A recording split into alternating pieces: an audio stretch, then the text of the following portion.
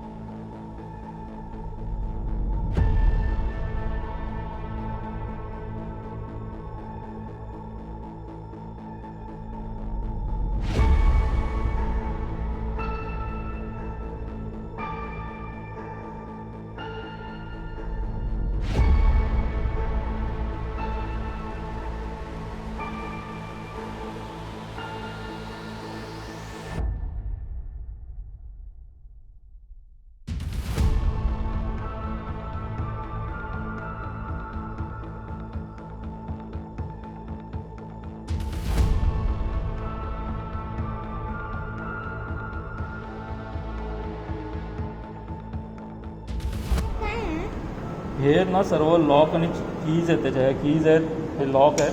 ही जे आता आपण आतमध्ये जेलमध्ये जाणार आहे ना, त्या तिथे लागलेल्या असतात। त्या आता नाही आहेत, म्हणजे आधी त्यांना बंद करायचं आहे तेव्हा लावायचं आहे। हे बघ, जापानी सैनिक होते ना ते जापानचे, त्यांचं हेल्मेट आहे 1942 ते 45, आणि हे लेटर आहे डिक्लेरेशनचं।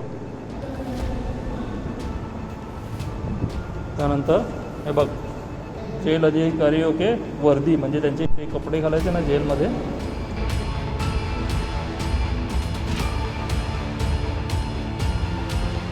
हा पट्टा कमरेला लावायचा आहे, त्याच्यानंतर हा पट्टा लेझरचा।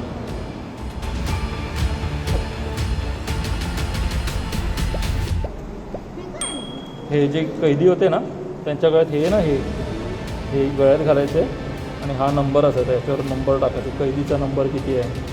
त्यांना असे कपडे घालायचे। आपण कपडे यूज करतो ना लादी पुसायला, ते मग त्या क्वालिटीचे कपडे, ते जे टाकून द्यायचे जे कपडे असतात ना, घाणेरडं मटेरियल, ते बघ हे त्या कैद्यांना घालायला द्यायचं। आणि हे ना, हे आता आपण जिथे उभं आहे ना, ते हे सेल्युलर जेल आहे। 7 विंग्स आहे त्याला। हा सेंटर पॉईंट आहे। आता इथे आपण टॉवरवर जाणार आहोत बघायला, पण हे असे जेल आहे ॲक्च्युअल। आता आपण आतमध्ये जाणार ना, ते हा जो आहे ना, तो हा मेन एंट्रन्स आहे। बाहेरून आपण आतमध्ये आलो ना, तो हा बघ, हा छोटा गेट आहे ना, तो आपण इथून आतमध्ये आलो। एवढी मोठी भिंत आहे। मी तिकीट काढायला इथे गेलो होतो ना, या साईडला, इथून आतमध्ये आलो आपण। त्याच्यानंतर आतमधल्या बाजूला हे सगळं आहे, आणि टोटल अशा 7 विंग्स निघतात त्याच्या। पण आता त्यातल्या काय 3-4 विंग्सच चालू आहे ते। आता हे जेवढे कैदी होते ना आतमध्ये या जेलमध्ये, त्यांनी स्वतःचं एक बुक लिहून ठेवलं होतं की त्यांना काय काय त्रास सहन करायला लागला। तर हे भाई परमानंद किंवा पृथ्वीसिंह आझाद, सगळ्यांचं आहे बघ। बंदी जीवन, अंदमान इंडियन बसताय, मेरा जीवन कारावास, हे ना विनायक दामोदर सावरकर यांचं आहे, माझी जन्मठेप। ते हिंदीमध्ये ट्रान्सलेट केलेलं आहे।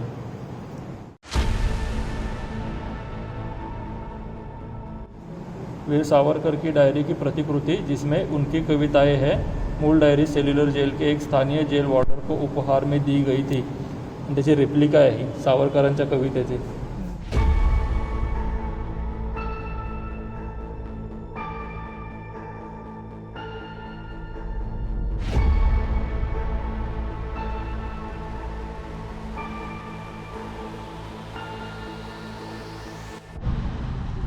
तर या मेन गेटमधून आतमध्ये आल्यानंतर राईट साईडला इथे एक आणि इथे एक अशी स्वराज्य ज्योत लावलेली आहे, आणि समोर एक आदरांजली म्हणून प्रतीक बनवलेलं आहे तिथे। त्याच्यासमोरच हे जे मी तुम्हाला मगाशी सांगितलं, हे 150 वर्षापूर्वीचं झाड आहे। ह्या झाडाचा इतिहास असा आहे की या झाडाने मूकदर्शक बनून ह्या इकडे जे काही कैदी होते त्यांना ज्या काही यातना झाल्या किंवा त्यांनी जे काही इतिहास घडवला हा या झाडांनी पाहिलेला आहे.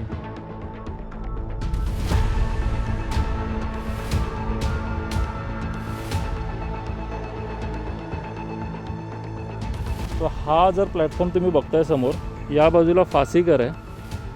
फाशी देण्यापूर्वी कैद्याचा धर्म कुठला आहे, जात कुठली आहे, त्या हिशोबाने त्याचे अंतिम ज्या काही इच्छा किंवा रिच्युअल्स असतील शेवटच्या त्या इथे केल्या जायच्या.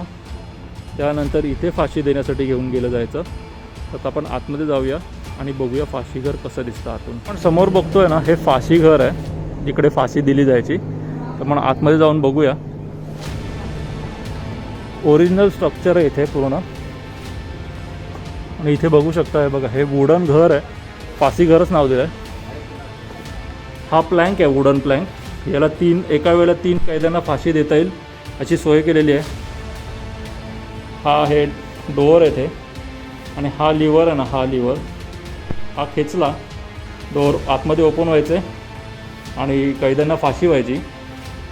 तर आता आपण खाली जाऊया आणि बघूया आतमधून कसं दिसतं ते. हे खाली जाऊया. तर आता आपण आहे ना फाशीघरच्या खालच्या बाजूला येतो आहे. हळू एवढं. तर हे जे पूर्ण स्ट्रक्चर आहे ना, हे वुडन स्ट्रक्चर आहे, प्लँक्स आहेत वुडनचे. आणि वरून तो लिव्हर जो बघितला तो खेचल्यानंतर हे डोअर्स हे ओपन व्हायचे आणि कैद्याला ज्याला फाशी दिली तो इथे लटकत असायचा. त्यानंतर मग इथे उतरवलं जायचं त्याची डेड बॉडी, मग इथून पुन्हा बाहेर घेऊन जायचे. इथे ना आतमध्ये कैद्यांना कशी शिक्षा दिली जायची, कसं काम करवलं जायचं, तेल काढण्याचा घाणा वगैरे ठेवला आहे, तो आपण आतमध्ये जाऊन बघूया. तर इथे ना कैद्यांना जुलूम करण्यासाठी, त्यांच्याकडून कामं करून घेण्यासाठी तिकडे हा तेलाचा घाणा लावलेला आहे. नारळाचं तेल आणि सरसोचं तेल इथून काढलं जायचं. तर तुम्ही बघू शकता हा घाण आहे, म्हणजे ह्याला जॉईंट करायचं आणि ह्यांना फिरवायला, सराउंडिंग फिरवायला लावायचे. तर हा जो कोल्हू तुम्ही बघताय ना, यामध्ये सुकं खोबरं किंवा सरसो टाकली जायची. जवळपास 30 पाऊंड प्रत्येक कैद्याकडून काढलं जायचं. तर 30 पाऊंड काढणं बैलांना पण शक्य नव्हतं. तर मग ते काय करायचे, कैद्यांना शिक्षा म्हणून. आता ह्याचं स्ट्रक्चर असं आहे ना, की ह्यामध्ये सुकं खोबरं किंवा सरसो टाकायचं आहे, या इकडे वजन लावायचे. ही चैन ही टाईट झाली ना, की हे इथून प्रेशर येऊन त्यातून तेल निघायचं. आणि हा जो आहे पाईप, ह्याला घेऊन कैद्यांना फिरायला लागायचं याच्या सराउंडिंग. आणि हा आता हे ओरिजिनल स्ट्रक्चर एकच राहिलेलं आहे, बाकी सर्व नाही आहे आता इथे, खराब झाले त्यामुळे. तर ह्यातून तेल निघायचं आणि हे इथून यायचं. आता हे 30 पाऊंड जर नाही झाले दिवसाला प्रत्येक कैद्याकडून, तर काय करायचं आहे, ह्या पाईपला इथे हात बांधायचे आणि ब्रिटिश लोक मागून त्याला चापकाचे फटके द्यायचे, जेणेकरून तो कैदी हे काम करत राहील. अशा मानसिक छळामुळे त्यांच्या मनावरही परिणाम व्हायचा. काही कैदी आजारी पडून शहीद व्हायचे ते इथे. तर तुम्ही बघू शकता किती क्रूर शिक्षा दिली जायची इथे.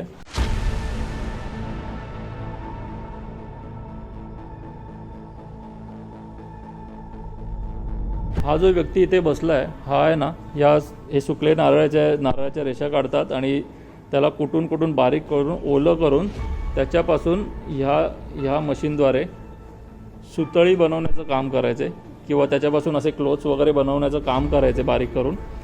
आणि दिवसाला 4 पाऊंड वगैरे करायला लागायचं. आता हे लाईट वेट आहे, त्यामुळे 4 पाऊंड म्हणजे केवढा मोठा स्टॉक असेल तुम्ही समजू शकता. हे जे जेलर वगैरे असायचे हे इकडे मोजायला बसायचे 4 पाऊंड दिवसाला. पण जर हे नाही झालं तर ह्याची शिक्षा काय असायची मी तुम्हाला पुढे दाखवतो.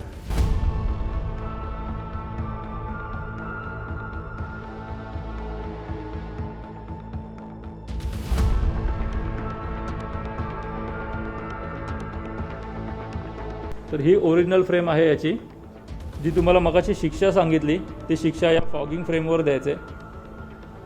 पायाला लाकडाच्या पट्ट्यांमध्ये बांधलं जायचं, कमरेला पट्टा लावला जायचा, हात वर बांधले जायचे आणि तुमच्या पार्श्वभागावर चापकाचे फटके दिले जायचे, जेणेकरून उठता बसता तुम्हाला याची जाणीव व्हायला पाहिजे.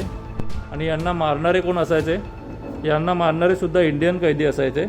त्यांच्यामध्ये जे हट्टेकट्टे कैदी आहेत त्यांना फक्त 2 वेळेचं चांगलं जेवण मिळणार याची आशा दाखवून त्यांना जमादार किंवा वॉर्डर वगैरे बनवलं जायचं आणि त्यांच्याकडून हे काम करून घेतलं जायचं.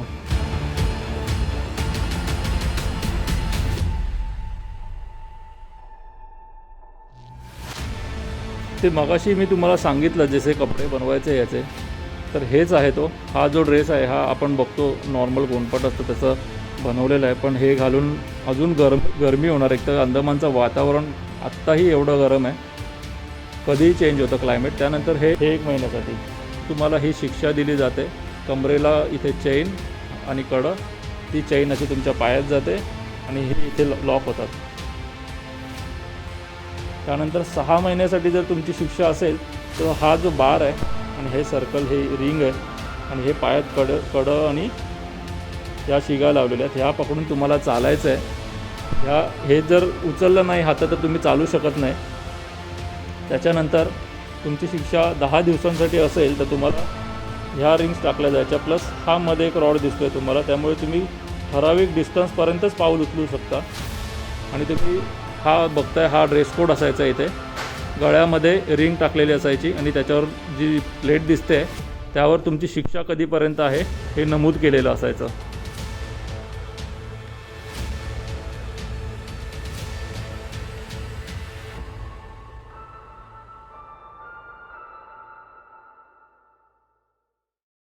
तर आता आपण मगाशी जे विंग्स बघितल्या जेलच्या, तर या विंग्समध्ये आपण जाणार आहोत. तर मी तुम्हाला एक झलक दाखवतो विंग्स कशा आहेत या.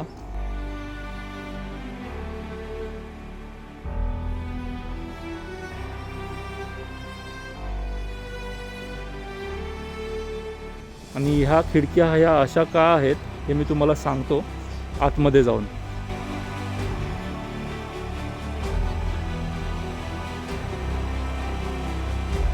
तर इथे जेल आहेत, हे छोटे छोटे जेल आहेत, आपण बघूया आतमध्ये जाऊन. आणि ही सिक्युरिटी गार्डची रूम बनवली होती इथे.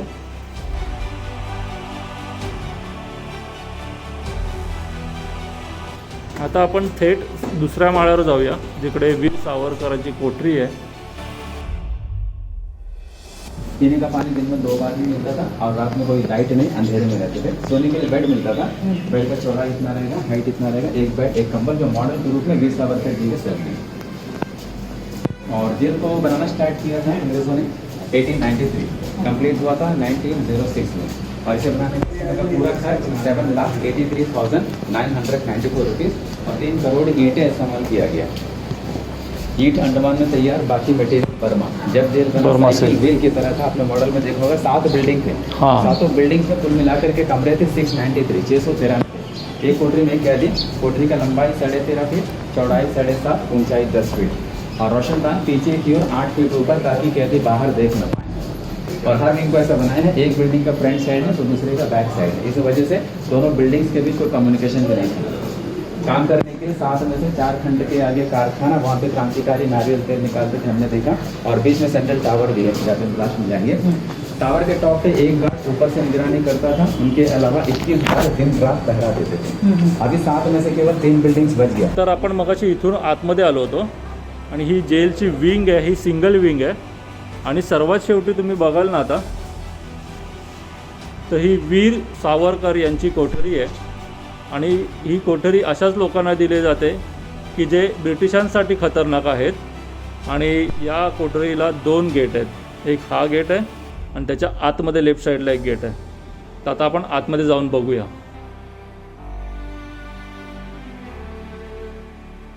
याला एक इकडे बाहेरून गेट आहे आणि अजून एक आतमध्ये गेट आहे. हे याच्यासाठीच की जे ब्रिटिशांना खतरनाक कैदी वाटायचे त्यांना ते असे सेपरेट सेलमध्ये ठेवायचे. आणि इकडे तुम्ही समोर बघू शकता स्वातंत्र्यवीर सावरकर.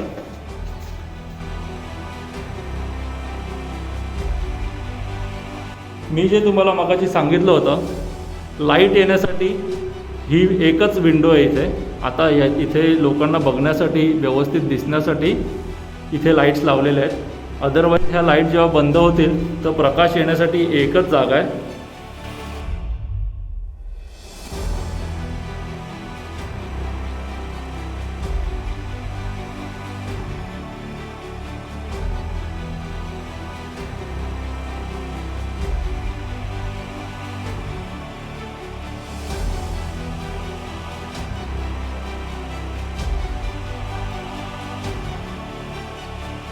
तर या रूमची लांबी आहे 13.5 फूट, जी अशी आहे इथून इथपर्यंत.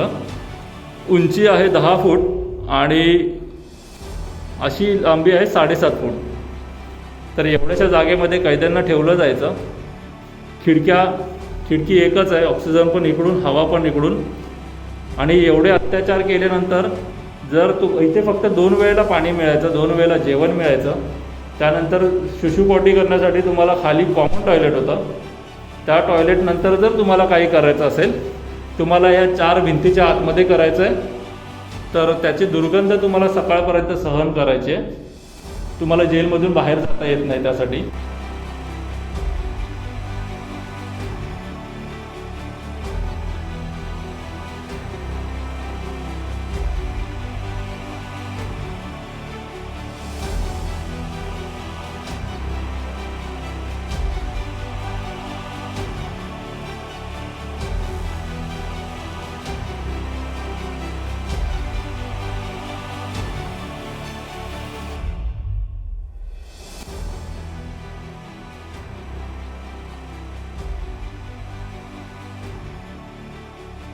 ह्या एक स्पेशल कोठडीची, म्हणजे या कोठडीची एक खासियत आहे. जर इथून आपण बाहेर गेलो ना, तर इथून बाहेर गेल्यानंतर आपल्याला सर्वप्रथम काय दिसत असेल ना, ते फाशीघर आहे. जे आत्ता मगाशी बघितलं, इथे फाशी दिली जायची. जेणेकरून इथे ठेवण्याचं कारण हेच होतं ब्रिटिशांचं, की सावरकरांना इथे ठेवायचं आणि रोज कोणाला फाशी मिळते का, म्हणजे कोणाकोणाला फाशी मिळते हे त्यांना दिसू द्यायचं आणि त्यांचं मनोबल खच्चीकरण करण्याचा हा प्रयत्न होता. पण ते त्यांना शक्य झालं नाही. तर ही अशी एक स्पेशल सेल आहे की इथून तुम्हाला फाशीघर डायरेक्टली दिसतं.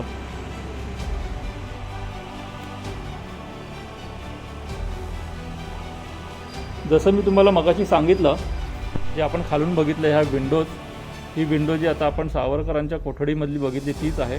या सगळ्या ज्या विंडो आहेत त्या इकडच्या, या फक्त हवा आणि प्रकाश येण्यासाठी एवढीच जागा आहे अख्ख्या जेलच्या कोठडीमध्ये.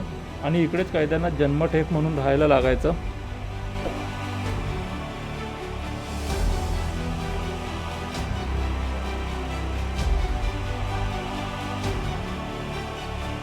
एखाद्या कोठडीत जाऊन बघूया आपण. आता ही कोठडीची साईज बघा तुम्ही. प्रत्येक कैद्याला तेवढीच कोठडी अलॉट केलेली आहे. सेम स्ट्रक्चर आहे. फक्त त्या कोठडीमध्ये आपल्याला लाईट्स दिसले, कारण तिकडे व्हिजिटर्स येतात तेव्हा त्यांना प्रॉपर दिसलं पाहिजे आतमध्ये काय आहे.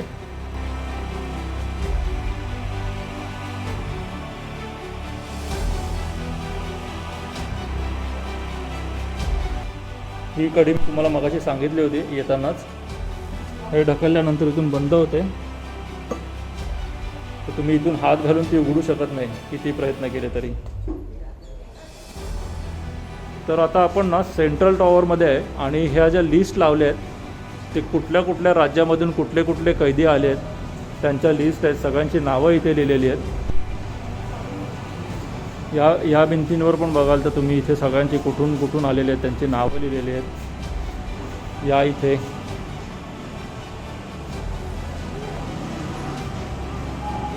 आणि अशा प्रकारे मगाशी मी सांगितलं की या बिल्डिंगला 7 विंग्स आहेत.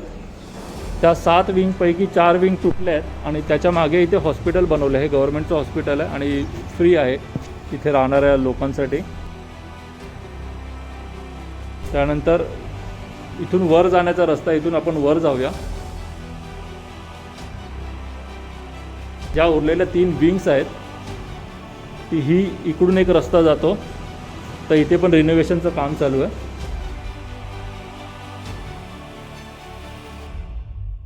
जी या विंगमधून आपण एंटर केलं जिथे सावरकरांची कोठडी, ते एकदम त्या टोकाला आहे लास्टला.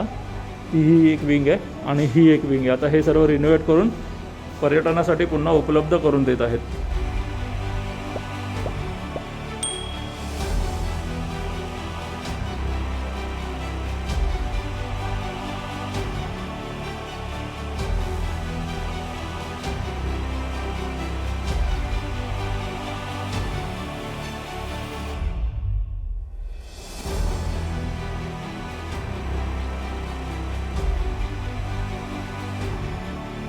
मगाशी मी सांगितलं ते हॉस्पिटल हे आहे खाली, मोठं आहे, खूप मोठं आहे. म्हणजे ह्या विंग्स इथेही होत्या, त्या तुटल्या, त्याच्यानंतर हे बनवण्यात आलेलं आहे.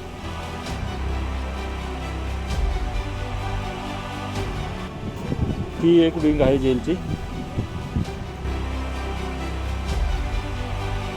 त्यानंतर ही विंग आहे, म्हणजे हे टेरेस आहे ॲक्च्युली त्याचं. या विंगला सुद्धा जाऊ शकतो आपण. आणि खाली जो मेन एंट्रन्स आहे तो एरिया हा आहे. तर आता आपण या बाजूने आतमध्ये आलो होतो, तो मेन गेट आहे. आणि या बाजूला ह्या सीट्स लावल्या, तिथे नाईट शो असतो एक जेलमध्ये. तर जेलमध्ये कैद्यांचं जीवन कसं होतं, त्यांनी कसा संघर्ष वगैरे केला त्याची माहिती दिली जाते. त्याच्यानंतर ही आहे, ह्या जेलच्या विंग्स आहेत ज्या आपण बघितल्या आहेत वरून, आणि एक प्रतिकृती आतमध्ये बघितलेली. ही जी जागा आहे ही सेंटर प्लेस. इथे जेलचा जो कोणी हेड असायचा तो इथे चेअर टाकून बसायचा, जे कैदी असतील. जसं आतमध्ये आपण आता या बाजूला बघितलं तसं इथे एक फ्रेम असायची, त्याच्यावर म्हणजे शिक्षा दिली जायची. जे कैदी आतमध्ये काम करण्यास असमर्थ आहेत किंवा नाही करत आहेत काम, त्यांच्याकडून काम पूर्ण होत नाही आहे, तर त्यांना इथे शिक्षा दिली जायची. आणि हे इथेच असायचं, कारण ह्या कैद्यांना ह्या इथून मागे आतमध्ये वर्कशॉप होतं, त्या कैद्यांना तिकडे कामाला बसवलं जायचं. तर तिकडून त्यांना शिक्षा देणारा व्यक्ती दिसावा, त्याच्या वेदना दिसाव्यात म्हणून हे असा सेटअप केला होता. त्यानंतर आपण बघितलं वर जाऊन, तर वर सेकंड फ्लोअरला इथे या कोपऱ्यामध्ये स्वातंत्र्यवीर सावरकरांचे कोठडी आहे. त्याच्या खालीच इथे फासीघर आहे. आणि ह्या बाजूला हे जे बघताय हे आणि हे इथे कैद्यांसाठी जेवण बनवण्यासाठी किचन होतं. आणि कैद्यांना फक्त 2 वेळचं जेवण दिलं जायचं, फक्त जगण्यासाठी, पोट भरण्यासाठी नाही. तर तुम्ही आता माझ्यासमोर जो हातातला बिल्ला बघत आहात, हा बिल्ला याची प्रतिकृती आहे, जो विनायक दामोदर सावरकर जेव्हा या अंदमानच्या जेलमध्ये होते तेव्हा त्यांच्या गळ्यामध्ये हा बिल्ला होता. तर इथे नमूद केलेला आहे, दिनांक नमूद केलेली आहे, किती वर्षापासून जेलची शिक्षा सुरू झाली आणि किती वर्षापर्यंत ती होती. यावर तुम्ही जे नंबर्स बघताय हे सगळे त्यांना कलम लावले होते ब्रिटिश रूलनुसार. आणि तुम्ही जेल बघितलंच असेल तर जेलची कोठडी होती ती एका कोपऱ्यात होती, कारण ब्रिटिशांसाठी ते सर्वात खतरनाक असे कैदी मानले जायचे, त्यामुळे त्यांना एका कोपऱ्यात ठेवलं जायचं. हा डी जो आहे ना, डी, हां, it is D mention for danger. Okay, so हा डी जो इथे मेन्शन केला आहे त्यांनी, हा डेंजरसाठी मेन्शन केलेला आहे, त्यामुळे त्यांना एका कोपऱ्यातल्या कोठडीमध्ये ठेवलं होतं. अंदमान बोलवतोय हे शब्दांध्रू प्रकाशन यांच्यातर्फे हे अरेंज केलं होतं आणि त्यांच्या पूर्ण ग्रुपला ह्या प्रतिकृती वाटण्यात आलेल्या आहे. यावर्षी 100 वर्षे झाली त्यांना अंदमानातून सुटल्याबद्दल. तर त्याबद्दल त्यांनी हे असे प्रतिकृतीचे बॅचेस दिलेले आहेत, त्यावर त्यांची माहिती दिलेली आहे मागे. तर तुम्हालाही जर बुकिंग करायची असेल तर तुम्ही यांना कॉन्टॅक्ट करू शकता आणि ट्रिप तुमच्या बुक करू शकता. अंदमानमध्ये तू काय काय बघितलंस ते सांग मला. तुला सगळं बघितलंस, बीचेस बघितलेस, नंतर ते सॉल्ट त्यांच्या केव्ज बघितल्या का? लाईमस्टोन केव्ज बघितल्या, आणि ते तिकडचे आदिवासी लोक बघितले का? मग जेल बघितलं का तू? जेल हो. मग आता आपण जी ताई तुला सांगणार आहे हे काय आहे, ठीक आहे? हां, किंवा प्लीज. स्वातंत्र्यवीर सावरकर होते, त्यांना ब्रिटिशांनी अंदमानमध्ये सेंट्रल जेलला त्यांना 50 वर्षाची जन्मठेप दिली. जन्मठेप म्हणजे माहिती आहे? शिक्षा दिली होती, जेलमध्ये राहायची, बंद करायची 50 वर्ष, 50 years. सो तेव्हा त्यांच्या गळ्यात असाच बिल्ला होता. हाच बिल्ला, एवढाच साईजचा बिल्ला होता. आणि त्या बिल्ल्यामध्ये सेंट्रल जेल, सेल्युलर जेल, त्याची माहिती, त्याचं नाव, त्यांना कुठले कलम लावले होते. म्हणजे कसं असतं, कुठे जेलमध्ये ठेवलं की काय तुम्ही चोरी केली, चोरीचा कलम असतो, असे कलम होते. आणि त्या कलमांच्या थ्रू तेव्हा आपला देश पारतंत्र होता, बरोबर? पारतंत्र असल्यामुळे त्यांनी काय म्हणतात त्याला, आपला देश स्वतंत्र व्हावा यासाठी जे काम केलं, त्यासाठी त्यांना गुन्हे नोंदले गेले इंग्रजांकडनं. हा सेम एवढा साईजचा बिल्ला त्यांच्या गळ्यात असाचा 11 वर्ष होते, 11 वर्ष इथे होते जेलमध्ये. म्हणून हा बिल्ला एक प्रतिकृती म्हणून दिलेली आहे. आणि तो प्रत्येकाने आपण धारण करावा मानाने, की त्यांच्या हां भूषण आहे. आणि भूषण म्हणून आपण तो किंवा डीचा अर्थ सांग. डीचा इथे डी लिहिले आहे ना, त्याचा अर्थ डेंजरस आहे. म्हणजे सावरकर हे फार डेंजरस होते इंग्रजांसाठी, म्हणून त्यांचं नाव इथे डी म्हणून लिहिलेलं आहे. तर आता तुम्ही जेलचा व्हिडिओ बघितलात. इथे कैद्यांना कसं डांबून ठेवलं जायचं, कसं त्यांच्याकडून श्रम करून घेतले जायचे, आणि जर त्यांना दिलेला जो टास्क असायचा तो जर पूर्ण झाला नाही तर त्याची शिक्षा काय असायची हे सुद्धा आपण बघितलं. पण मला पूर्ण जेल तुम्हाला दाखवता येऊ शकत नाही एवढ्याशा व्हिडिओमध्ये. जर हा अनुभव तुम्हाला घ्यायचा असेल ना तर तुम्हाला इथेच यायला लागणार, पोर्ट ब्लेअरला सेल्युलर जेलमध्ये. आणि क्रांतिकारकांनी आपल्यासाठी जे काय काय केलेलं आहे, ज्या काही यातना भोगल्या आहेत त्या मी तुम्हाला शब्दात सांगू शकत नाही. त्या तुम्हाला अनुभव घेण्यासाठी इथेच यायला लागेल. इथे संध्याकाळी लाईट शो पण असतो, त्यामध्ये सर्व माहिती सांगितलेली आहे. हा व्हिडिओ जर तुम्हाला आवडला असेल तर व्हिडिओला लाईक करा, चॅनलला सबस्क्राईब करा आणि खाली कमेंटमध्ये जय हिंद लिहा. आपण भेटूया पुन्हा एकदा नवीन व्हिडिओमध्ये. तोपर्यंत बाय बाय.